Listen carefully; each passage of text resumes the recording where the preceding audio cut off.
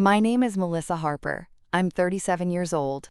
At 7:36 on a Friday evening in September, my husband stood beneath the stained glass windows of Grace Harbor Church, lifted a microphone in front of 200 people, and donated my grandmother's inheritance without asking me. Not pledged his salary.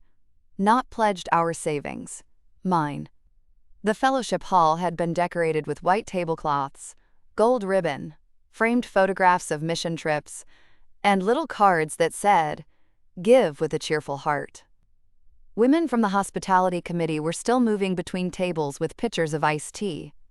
Someone had placed sunflowers around the stage because the theme of the fundraiser was Harvest of Hope, and my husband, Evan Harper, had spent 3 weeks telling everyone we were going to lead by example. I thought that meant writing a check we had discussed. I did not know he had prepared a speech. Evan stood at the podium in his navy suit, one hand over his heart, his wedding ring catching the light like a prop. Then he smiled at Pastor Glenn, looked across the room toward the donor table, and said, "Melissa and I have prayed about this, and we feel called to give $150,000 from the inheritance her grandmother recently left us." Her grandmother left us. I felt my body go still. At the table beside me, my mother-in-law clasped her hands and whispered, "Praise God." My father-in-law nodded like his son had just solved poverty. Pastor Glenn's face opened into astonished gratitude. The room began clapping before I had even breathed. I looked at Evan. He was not looking at me. That was how I knew he had planned every second of it. Across the table, my friend Hannah stopped clapping first. She turned toward me slowly, her eyes moving from my face to my hands. I had not moved. My napkin was still folded in my lap. My water glass stood untouched beside my plate. The little pledge card in front of me had a blank line where the amount should have been. Evan raised one hand humbly, accepting applause he had purchased with money that did not belong to him. I did not cry. I did not stand. I did not shout across the room that he had lied. I just opened my purse, touched the cream envelope inside it, and counted 7 seconds. What they didn't know was that my grandmother, Ruth Whitaker, had spent 40 years watching men use religion as a polite word for control, and her will contained one clause written specifically to keep my inheritance separate, protected, and unreachable by any spouse who thought marriage was permission. What Evan did not know was that I had already met with Grandma's estate attorney that morning. And what no one in that church fellowship hall knew was that Evan's own financial records were sitting in a folder beneath my chair. This is that story. Before I tell you how a church fundraiser went silent over one will, one bank statement, and one husband's public lie, tell me where you are watching or listening from, and what time it is there. I always wonder who hears stories like this while remembering the moment someone tried to make their obedience look like virtue.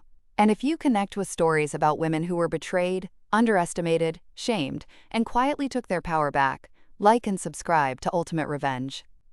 Some women do not fight over microphones. Some women bring the will. I grew up in Hartwell, Tennessee, in a small white house on Orchard Street with a tin mailbox, a cracked front step, and a kitchen that always smelled faintly of cinnamon, coffee, and furniture polish. My mother worked at the county clerk's office, and my father drove a delivery route until his back gave out when I was 14. We were not poor in the dramatic way people use for stories. We were careful. Shoes were repaired before they were replaced. Leftovers became soup. Birthday cakes were homemade, because store-bought cakes were for people who didn't know how to use eggs. My grandmother Ruth lived 2 streets over in a brick bungalow with hydrangeas along the fence and a porch swing that creaked in a rhythm I can still hear when I am tired. She was my father's mother, though people in our family often joked that she should have been a judge. Grandma Ruth had silver hair she wore, pinned at the back of her head, sharp blue eyes, and a way of looking at you over her glasses that made excuses feel underdressed.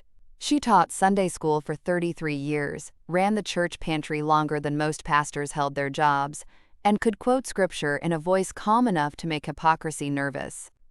She was not loud. She was not soft either. She was precise. Her symbolic object in this story was a leather-bound King James Bible, with her name embossed in fading gold on the front. Ruth M. Whitaker. The cover was cracked at the spine. The pages were thin and marked with her handwriting, not only verses, but names, dates, grocery lists, and small observations she pretended were prayer notes. Next to Proverbs she had written, wisdom is not the same as silence. Next to 1 Timothy, she had written, "Beware men who love authority more than service."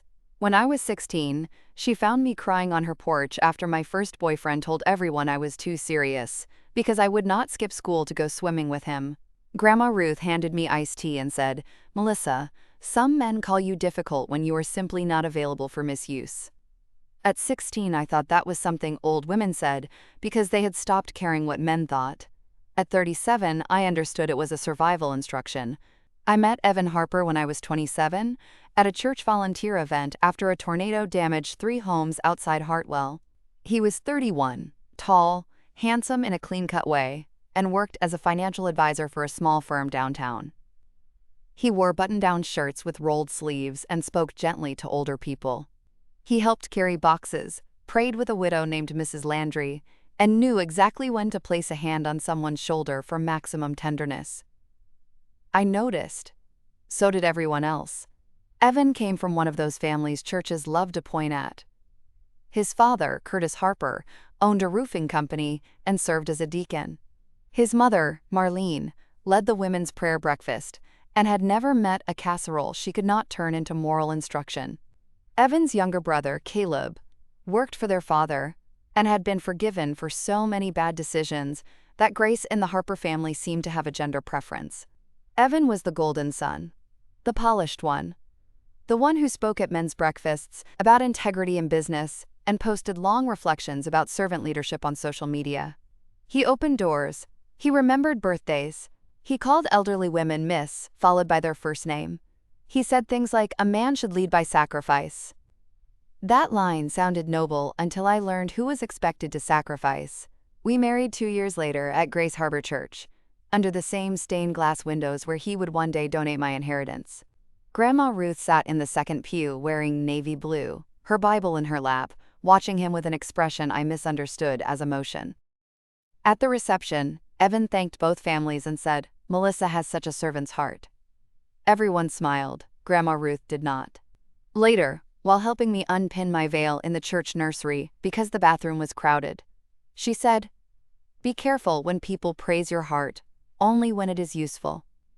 I laughed because I was happy and young enough to believe warnings were just love in a darker coat. For the first few years, Evan and I lived in a brick rental duplex near the church while saving for a house. I worked as a speech-language pathologist in the public school district, spending my days helping children with stutters, articulation delays, processing disorders, and the invisible frustration of knowing exactly what they wanted to say but not being able to make the sounds cooperate. I loved my work. It was slow, patient, practical, and rooted in the belief that every voice deserved a way out. Evan admired that at first. Then he began calling it sweet little work. He made more money than I did, though not as much as people thought, and he carried that difference like a pulpit. He handled investments. He filed taxes. He set up our joint budget spreadsheet. He said it made sense, because finance was his field. I believed him. The hierarchy in our marriage formed under soft language. Evan led. I supported. Evan discerned. I prayed. Evan decided. I trusted. If I questioned a purchase, he said, "Do you not trust me?" If I wanted to review account statements, he said, "Why are you creating anxiety?" If I hesitated before donating to a church campaign, he said, "I thought generosity mattered to you." Every concern became a spiritual failure if it left my mouth. The first time I saw the pattern clearly was during a church building fund campaign 5 years into our marriage. Pastor Glenn wanted to renovate the youth wing. The church held a pledge Sunday. Evan filled out our card before I saw it. $10,000. At the time, we had less than $12,000 in emergency savings. I whispered, "Evan, we did not discuss this." He kept smiling toward the stage. "We discussed being faithful. That is not the same as an amount." His hand tightened around the pen. "Melissa, don't embarrass me in church." I went quiet. That night, when I tried again at home, he said, "I need a wife who believes in the vision, not one who audits my obedience." I remember standing by the sink, washing the casserole dish from the potluck, and feeling the word audit land like an accusation. I was not auditing obedience. I was asking where mortgage money would come from. The second example was when Grandma Ruth sold a small piece of land outside town that had belonged to my grandfather. She gave each grandchild $8,000. Not life-changing money, but meaningful. I wanted to use mine to pay down my student loan. Evan said we should tithe on it first, then put the rest toward his business networking membership, because it would multiply opportunity. I said, Grandma gave it to me. He kissed my forehead, and you brought it into our household. That is how marriage works. Grandma Ruth asked me 3 weeks later if I had paid down the loan. I told her the truth. She looked at me across her kitchen table, Bible open beside her, and said, Did Evan ask or instruct? I did not answer. She closed the Bible. There is the marriage you tell people about, and there is the marriage that happens when money enters the room. The third example came after my father died. My father left no estate, just tools, 2 fishing rods and a life insurance policy barely enough to pay burial expenses. At the funeral lunch, Evan stood beside me, accepting condolences like he had been assigned a dignified role. When my father's old friend Mr. Dorsey told me, Your daddy was proud of you, I started to cry. Evan placed a hand at the small of my back and said, She's emotional today. I was at my father's funeral. Of course I was emotional, but Evan had a way of naming normal pain as instability when it did not serve the image he wanted. Grandma Ruth saw it. After everyone left, she put her hand over mine and said, A man who manages your grief will one day try to manage your money. I said, Grandma, Evan is not like that. She looked tired. Then I will be wrong and glad. She was not wrong. When Grandma Ruth's health began failing, I became the person she called. Not because no one else loved her, but because I listened without rearranging her wishes. I took her to cardiology appointments. I picked up prescriptions. I organized her pantry so the cans she used most often sat at shoulder height. I sat with her on the porch swing during late summer evenings when she talked about my grandfather, church politics, and the relief of knowing she had outlived the men who once told her to lower her voice. Evan visited when it suited him. He prayed beautifully at her bedside. He also asked once, while we were driving home, Do you know what happens to her house? I looked at him. She is still alive. I know, I'm just thinking practically. Don't. He lifted one hand from the steering wheel. You always make me sound greedy when I ask normal questions. Then ask them less close to a hospital. He did not speak to me for the rest of the drive. Grandma died on July 28th at 4:10 in the morning, in her own bed, with rain tapping against the windows and her Bible on the nightstand. I was holding her hand. My mother sat in the chair by the dresser. The hospice nurse had stepped into the hallway to call the doctor. Just before her breathing changed, Grandma opened her eyes and whispered, Melissa, I'm here. Don't let him turn blessing into leverage. Those were the last clear words she said to me. At the funeral, Evan gave a prayer so moving that 3 women told me afterward what a godly husband I had. I nodded because grief makes you too tired to correct strangers. The will reading happened 2 weeks later at the office of Mr. Samuel Pike, Grandma's estate attorney. His office was above a pharmacy on Main Street, with old wooden floors, green banker's lamps, and a conference table that smelled faintly of lemon oil. My mother, my uncle, 2 cousins and I sat around the table. Evan came with me because he said spouses belonged in family matters. Mr. Pike was 72, narrow-shouldered, and had the kind of voice that made every sentence feel notarized. He read the will slowly. Grandma left small bequests to church missions, the pantry fund, her neighbor Mrs. Ellis, and each grandchild. Her house was to be sold, with proceeds divided among her children. Then Mr. Pike reached my section. To my granddaughter, Melissa Ann Harper, I leave the sum of $300,000 from my investment account, held in separate trust and distributed under the restrictions set forth below. Evan's hand moved slightly on the table. I kept my eyes on Mr. Pike. He continued. This bequest is made to Melissa individually and shall not be considered marital property, joint property, household property, or subject to the debts, pledges, business obligations, charitable commitments, or financial direction of any spouse. Melissa alone shall determine use, timing, transfer, investment, gifting, or donation of these funds. My throat tightened. Mr. Pike paused, looked at me, and added, "Your grandmother was very specific." Evan laughed lightly. "Well, Ruth always was careful." Mr. Pike looked at him over his glasses. "She was more than careful." He continued reading. "In the event any spouse or third party attempts to pledge, assign, encumber, transfer, or publicly represent control over this bequest without Melissa's written authorization, the trustee is instructed to freeze distribution pending legal review." The room went quiet. Evan's hand stopped moving. My mother looked at me. I looked at the table. Grandma had seen further than I had wanted her to. Afterward, in the parking lot, Evan said, "That was a little insulting." I held the folder Mr. Pike had given me. "What was?" "The spouse language." "Grandma wrote it." "I know, it's still insulting. It makes me sound like some kind of predator." I looked at him for a long moment. "Then be grateful it does not apply." His face changed. It was subtle, but I saw it. The inheritance did not distribute immediately. There were estate steps, tax matters, account transfers, and trustee procedures. Mr. Pike explained that the funds would move into a protected account, requiring my direct authorization for any withdrawal, gift, or charitable donation. Evan became very interested in timing. Every few days, he asked whether Mr. Pike had called. "Just trying to plan," he said. "Plan what?" I should have asked. Instead, I said, "Nothing yet." By late August, Evan had begun speaking about the church fundraiser with unusual intensity. Grace Harper was raising money for a new community outreach center. I supported the project. I had volunteered in the pantry for years. I knew the after-school tutoring room needed repairs. I had no problem giving. But Evan talked like the fundraiser was a stage. "People are stepping up," he said one night while scrolling through his phone in bed. "That's good. The Whitmans are pledging $25,000. That's generous." And Pastor Glenn mentioned that leadership families should set the tone. I looked up from my book. "Leadership families?" "You know what he means." "No, I don't." Evan sighed. "Melissa, we've been blessed. Your grandmother blessed us." "My grandmother left money to me."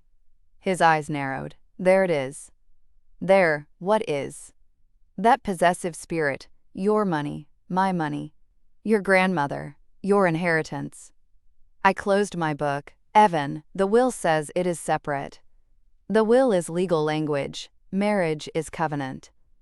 "Covenant does not erase consent." He stared at me. "You sound like Mr. Pike." "Good."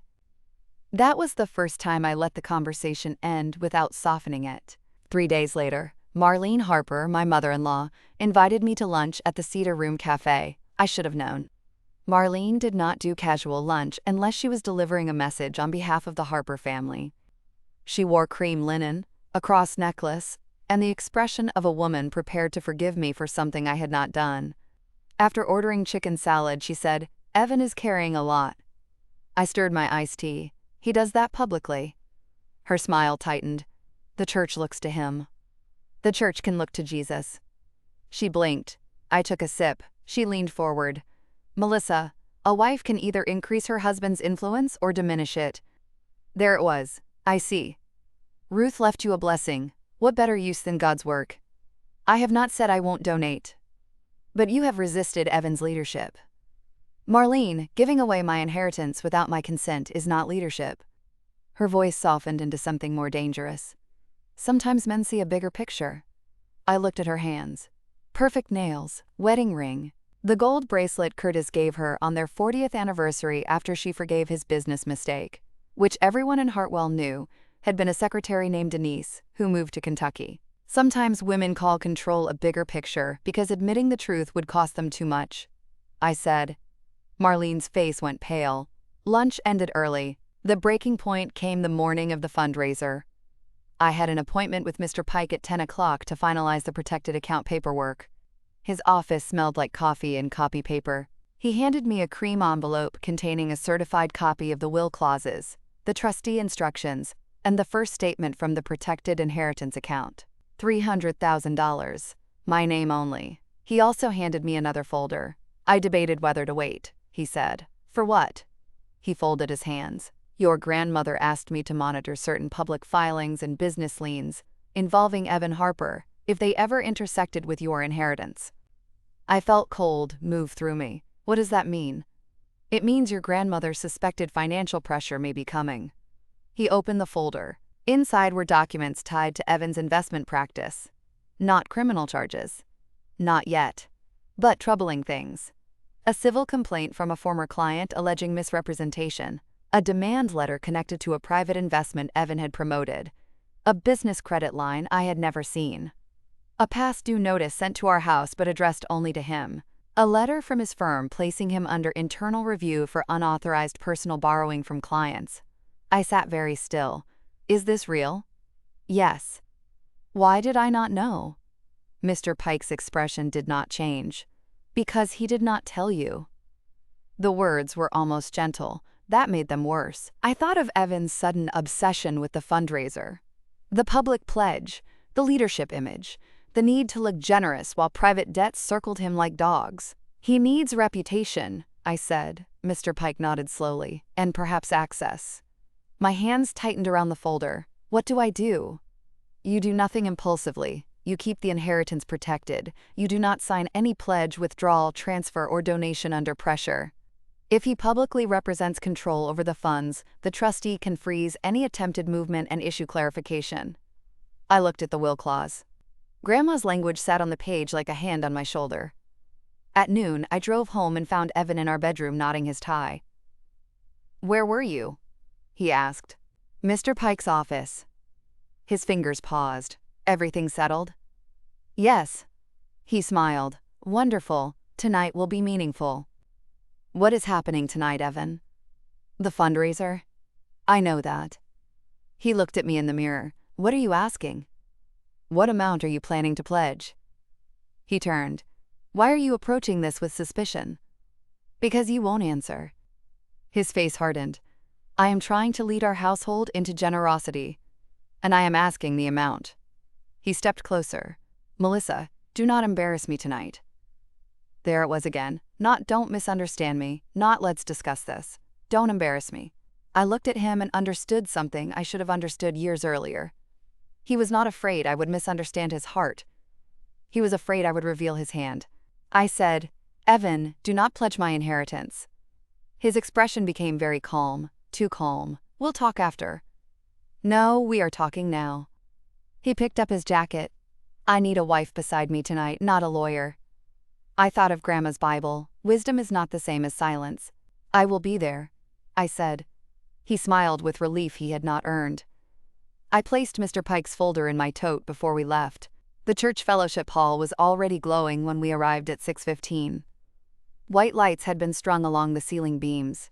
Round tables filled the room, each one decorated with sunflowers and pledge cards. The stage held a podium, a large thermometer poster showing the $900,000 fundraising goal, and a screen cycling through architectural renderings of the outreach center. People greeted Evan warmly. Big night, Deacon Harris said. Evan clasped his shoulder. We're believing for abundance. Mrs. Whitman hugged me and said, Your grandmother would be so proud.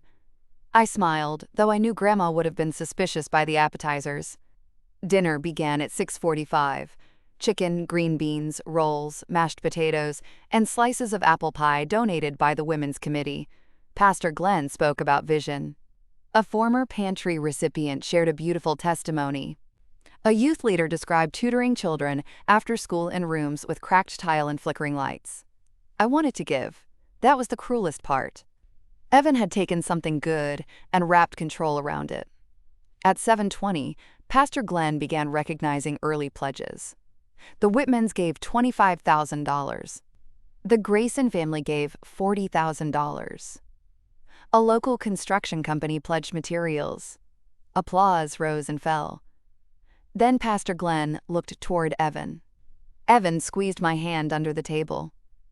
Not affection. Warning. He stood before I could speak.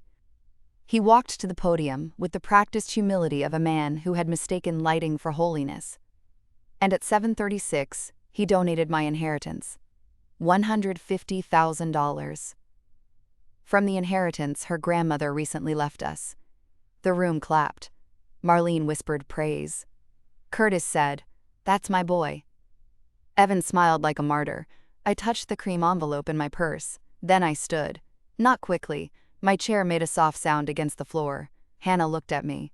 Her eyes said, "Are you sure?" I was.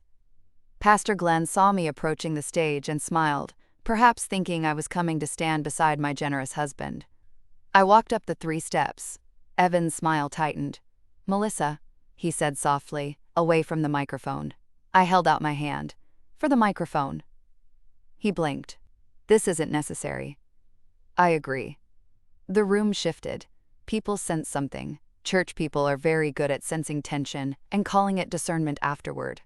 Pastor Glenn, confused, handed me the microphone. I turned toward the room. My voice was calm. "Before anyone records that pledge as accepted, I need to clarify something." The applause died unevenly. A fork touched a plate somewhere near the back. Evan whispered, "Melissa." I looked at him, then back at the room. My grandmother, Ruth Whitaker, did leave an inheritance. She left it to me individually, not to my household, not to my husband, not to us. Marlene's mouth opened. Curtis leaned back. I removed the certified copy from the cream envelope and unfolded it. "This is the relevant clause from her will." I read it aloud. "To my granddaughter, Melissa Ann Harper, I leave the sum of $300,000 from my investment account, held in separate trust and distributed under the restrictions set forth below. This bequest is made to Melissa individually and shall not be considered marital property, joint property, household property, or subject to the debts, pledges, business obligations, charitable commitments, or financial direction of any spouse. Melissa alone shall determine use, timing, transfer, investment, gifting, or donation of these funds." The room went silent. Not church quiet, real quiet. The kind where even people who love drama stop breathing, because the truth has entered, dressed too formally to interrupt. Evan's face had gone pale around the mouth. Pastor Glenn looked from me to him. I continued, "There is another clause." I read that one too. "In the event any spouse or third party attempts to pledge, assign, encumber, transfer, or publicly represent control over this bequest without Melissa's written authorization, the trustee is instructed to freeze distribution pending legal review." I lowered the paper. My husband did not have my written authorization. He did not have my verbal authorization. He did not discuss this amount with me. The church does not have my consent to record, announce, collect, or rely on that pledge. Evan stepped toward me. "Melissa, this is not the place." I turned to him with the microphone still in my hand. "You chose the place." That sentence traveled to every table. Pastor Glenn cleared his throat. "Evan, perhaps we should." "No," Evan said too sharply. There it was, the tone he never used when the room was watching, the real one. He corrected himself instantly. "I mean, Pastor, my wife is overwhelmed. Her grandmother's death is still fresh." I looked at him. That old trick. Manage the grief, question the stability. I opened the second folder. "Since my husband has brought up my emotional state, I should also clarify why my grandmother included business obligations and debts in the will." Evan's eyes widened. "Melissa." I removed the first document. "This is a civil complaint filed by a former client alleging misrepresentation in an investment my husband promoted." The room changed again. Pastor Glenn whispered, "Evan?" I placed the next page on the podium. "This is a demand letter connected to a business credit line I did not know existed." Evan lunged one step, not violently, but fast enough that Deacon Harris stood. I did not flinch. "And this," I said, holding the last page, "is a letter from his firm notifying him of internal review regarding unauthorized personal borrowing from clients." Marlene stood up. "That is enough." I looked at her. "No, Marlene. Enough was when he used a church fundraiser to pledge money he did not own while hiding debts from his wife." Her face froze. Curtis stared at Evan. The room was no longer silent. It was alive with tiny sounds. Someone whispering. Someone shifting a chair. Someone near the back saying, "Oh my word." Pastor Glenn stepped away from the podium as if proximity had become dangerous. Evan looked at me with hatred so sudden and clean that I almost felt relieved. There he was. No servant leadership. No gentle authority. No cheerful heart. Just a man whose borrowed image had come due. He leaned toward the microphone and said, My wife is taking private marital matters and weaponizing them in God's house. I looked at him for 5 seconds. Then I said, "You brought my inheritance into God's house first." No one moved. I placed the documents back into the folder. Then I turned to Pastor Glenn. "Pastor, I support the Outreach Center. I will contact the church office next week with a personal donation amount after reviewing it privately and freely. It will not be $150,000. And it will not be through Evan." Pastor Glenn nodded slowly. "Of course, Melissa." Evan looked at him like betrayal had just become contagious. I handed the microphone back, stepped down from the stage, picked up my purse, and walked out of the fellowship hall. Hannah followed me. So did 3 women from the pantry committee. I did not ask them to. Sometimes witnesses choose themselves. Outside, the September air was cooler than expected. The parking lot lights buzzed softly overhead. I stood beside my car and breathed until my hands stopped feeling numb. Hannah touched my arm. "Do you need somewhere to go?" I looked at the church doors. Through the glass, I could see movement inside, people standing, Pastor Glenn speaking to Evan, Marlene crying, Curtis pacing. "No," I said. "I already know where I'm going." I drove to Grandma Ruth's house. It had not sold yet. The hydrangeas were fading around the porch. The swing moved slightly in the wind. I unlocked the door with the spare key Mr. Pike had given me and stepped into rooms that still smelled faintly of lemon polish and old paper. On the kitchen table sat Grandma's Bible. I had left it there after sorting some of her things the week before because I was not ready to take it home. I sat down, opened it, and found the page in Proverbs. "Wisdom is not the same as silence." For the first time that night I cried. Not because Evan had humiliated me. Because Grandma had protected me before I understood I needed protecting. I need to pause here for a second. If you have ever had someone use faith, family, marriage, or public pressure to make your consent look optional, then you know exactly what that church hall felt like. It was not about generosity. It was about control, wearing a clean suit and quoting scripture. If this story is hitting close to home, leave a comment and tell me what moment made you stop confusing obedience with love. And if you have not already, subscribe to Ultimate Revenge. The quiet part is over. The aftermath began before midnight. Evan called 17 times. I answered none. His texts came in waves. "You humiliated me. You humiliated yourself. You don't understand what you've done." Pastor Glenn is confused. My parents are devastated. We need to present unity. Then at 12:13, "Where are you?" I looked around Grandma's kitchen. The green curtains, the old stove, the Bible open under the lamp, the chair where she used to sit with one ankle crossed over the other like a queen in house slippers. I typed, "Safe." That was all. The next morning, Mr. Pike called at 8:05. "I heard there was an event," he said. I almost laughed. "That's one word. Your grandmother would have preferred it over spectacle. She would have hated all of it." "No," he said. "She would have hated that it was necessary. She would have approved of the execution." I closed my eyes. "The trustee?" "Already notified. The protected account is frozen for external donation or transfer attempts pending your written direction. Nothing can move without you." "Thank you." "There is more." Of course there was. Evan's firm had placed him on administrative suspension that morning. Apparently, one of the donors at the fundraiser was also a client of the firm's senior partner. The letter I read aloud had not been public enough to become gossip by itself, but Evan's reaction had done what documents alone often cannot.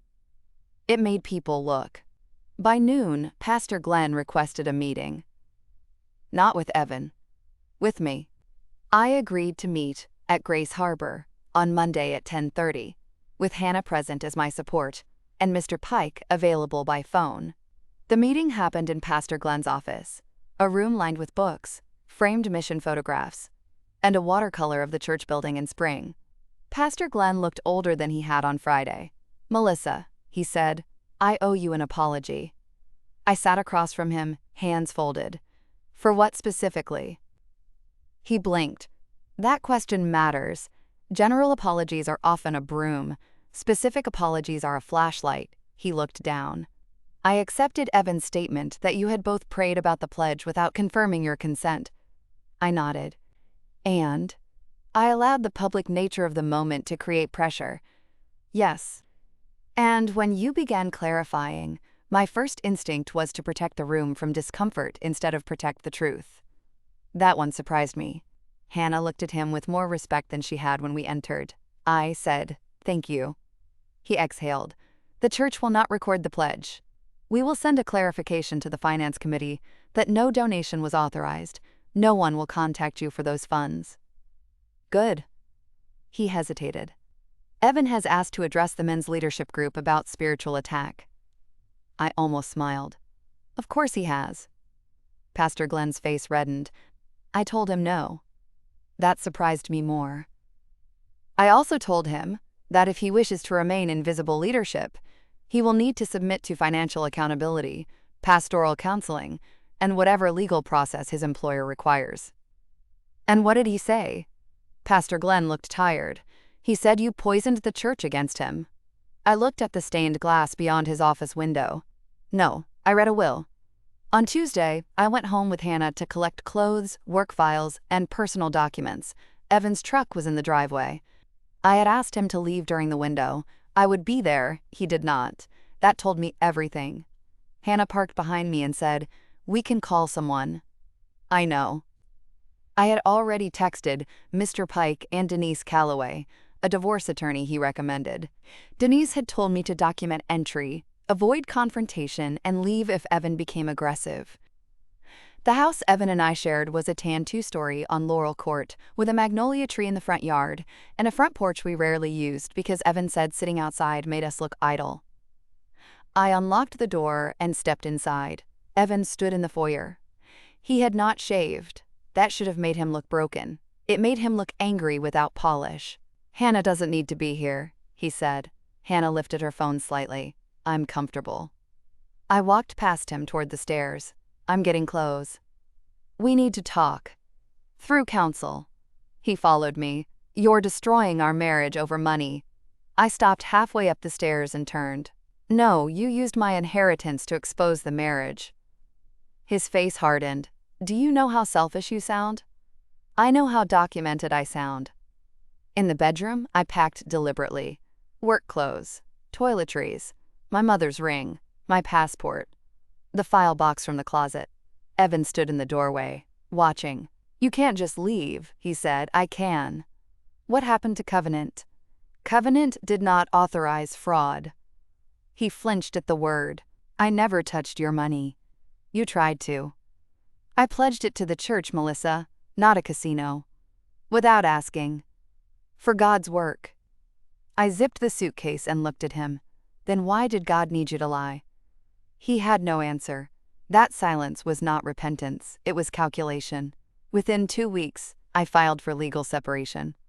Within a month, Evan's internal review became a formal complaint with the state licensing board. I will be careful here, because not every allegation was proven immediately, and real accountability moves through procedures, not rumors. But the documents showed enough for me to understand that his public generosity had been built over private cracks. He had borrowed from clients informally. He had promoted risky investments while presenting them as safe. He had used new money to quiet old obligations. And he had hoped a large public pledge at church would stabilize his reputation just long enough to survive review. My inheritance was not his gift to the Lord. It was his costume. The divorce process revealed more. A hidden credit card with $42,000 in debt. A personal loan from his father. A payment to a consultant who turned out to be connected to one of the disputed investment products. A separate bank account where he had moved bonuses while telling me we needed to, quote, tighten household spending. Denise spread the statements across her conference table one rainy Thursday afternoon and said, "Melissa, your grandmother may have saved you years of litigation." I touched the edge of the will copy. She knew him. No, Denise said, she knew patterns. That distinction stayed with me. Evan tried apology in the second month. He sent flowers to the school where I worked. White roses. The card read, "I let pride lead me. Please come home. The school receptionist brought them to my office with tears in her eyes because she thought it was romantic. I left the flowers in the staff lounge with a note that said, "Please take." Then Evan tried scripture. He emailed me verses about forgiveness, unity, submission, and the dangers of a contentious woman. He did not include the verse about not stealing. He did not include the one about letting your yes be yes and your no be no. He did not include the one Grandma Ruth had underlined 3 times. The Lord detests dishonest scales. I forwarded every email to Denise. Then Evan tried reputation. He told people I had become unstable after Grandma died. He said money changed me. He said I humiliated him publicly instead of handling things privately as a godly wife. For a while, some believed him. People who benefit from a simple story resist footnotes, but the documents kept moving. The church finance committee issued a written clarification that no pledge had been accepted from me. Pastor Glenn removed Evan from leadership pending resolution of financial and marital concerns. His firm terminated him after the licensing review deepened. His father paid one of his debts quietly, then less quietly when he discovered it was not the only one. Marlene called me once. I almost did not answer. When I did, she began with, "Melissa, surely you've made your point." I was sitting in Grandma Ruth's kitchen, sorting pantry donation records she had kept in shoeboxes. "My point? My son is losing everything." "No, Marlene, your son is losing things he built on lies.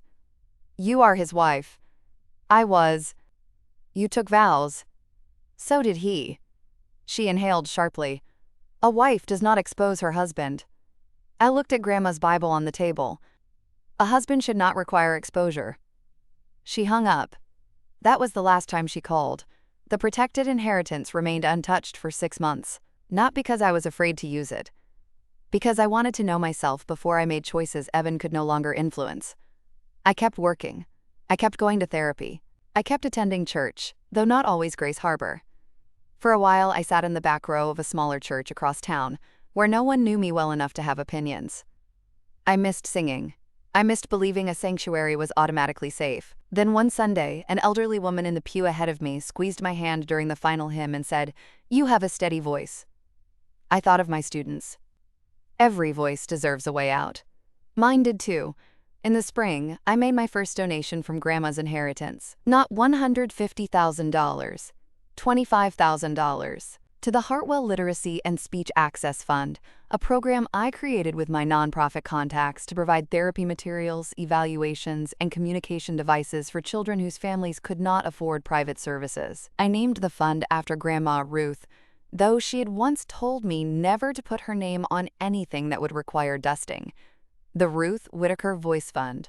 Mr. Pike helped structure it properly. Hannah designed the flyer. Pastor Glenn, to his credit, asked if Grace Harper could contribute without making it about repairing its image. I said yes, under written terms. The first child served by the fund was a 7-year-old named Mateo, who had a severe stutter and had stopped raising his hand in class. When he completed his first funded therapy block, he told his teacher a joke in front of 4 classmates. His mother sent me a card. "Thank you for helping my son speak without fear." I placed the card inside Grandma's Bible. Near wisdom is not the same as silence. The divorce finalized in August, almost a year after the fundraiser. I kept my retirement accounts, my car, my personal belongings, and every dollar of Grandma's protected inheritance. Evan kept debts that were legally his, and whatever remained of the image he had not already spent. At the final hearing, he sat across from me in a gray suit instead of navy. He looked smaller without church lighting. The judge reviewed the agreement. Denise sat beside me. Evan's attorney said very little. When asked if he understood the terms, Evan said yes. Then he looked at me. For one brief second, I saw the man I had married. Or maybe I saw the man I wanted him to be. The one who carried boxes after a tornado. The one who prayed with widows. The one who knew how to sound like goodness. I felt grief, but not confusion. That was progress. After court, in the hallway, Evan said, "I hope the money makes you happy." I looked at him. It already made me free. His face tightened. I continued, But happiness is not the money's job. Then I left. I moved into Grandma Ruth's house that fall, not right away. First I repaired the roof, updated the plumbing, painted the kitchen, and replaced the porch swing chain that had rusted near the hook. The hydrangeas came back slowly. The neighbors brought casseroles, because in Hartwell, people may gossip about your divorce, but they will still feed you through it. I placed Grandma's Bible on a table near the front window, not as decoration, as witness. On the first anniversary of the fundraiser, I hosted dinner for a small group of women from the pantry, my mother Hannah, and 2 friends from work. We ate roast chicken, sweet potatoes, green beans, and apple pie. No pledge cards, no speeches. No man standing under lights deciding what women's sacrifice should look like.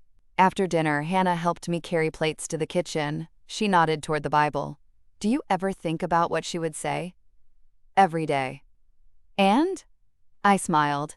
She would say the chicken was dry and the will held up beautifully. Hannah laughed so hard she had to put the plates down. Later that night, after everyone left, I sat alone on the porch swing. The air smelled like cut grass and distant rain. Across the street, a porch light flickered on. Somewhere, a dog barked twice. The house settled behind me the way old houses do, slowly, like they are remembering everyone who came before. I thought about Evan at the podium. The applause, the way the room praised him, before anyone thought to ask whether I had agreed, that was the lesson underneath all of it. Public virtue can be another form of theft when consent is missing. Generosity that requires someone else's silence is not generosity. Faith that protects image over truth is not faith. Marriage that treats a woman's inheritance, labor, body, grief, or obedience as available for a man's reputation is not covenant. It is control. With better vocabulary, I still give. More than I did before, actually. I give to the pantry, to speech therapy funds, to emergency rent assistance, to the women's shelter 2 counties over that does not put donor names on plaques because safety matters more than recognition. I give carefully, joyfully, privately when I want to, publicly when strategy helps the cause, and never because someone with a microphone tries to turn my no into shame. Grandma Ruth's inheritance did not make me rich in the way Evan imagined. It made me accountable to myself. That is harder. Money can reveal what people think they own. It can reveal who calls you selfish when you stop being accessible. It can reveal whether love has been leaning on your compliance and calling it unity. My husband donated my inheritance to impress his church group. I read Grandma's will out loud, and in that silence after the clause about spouse control, I finally heard my grandmother's last lesson clearly.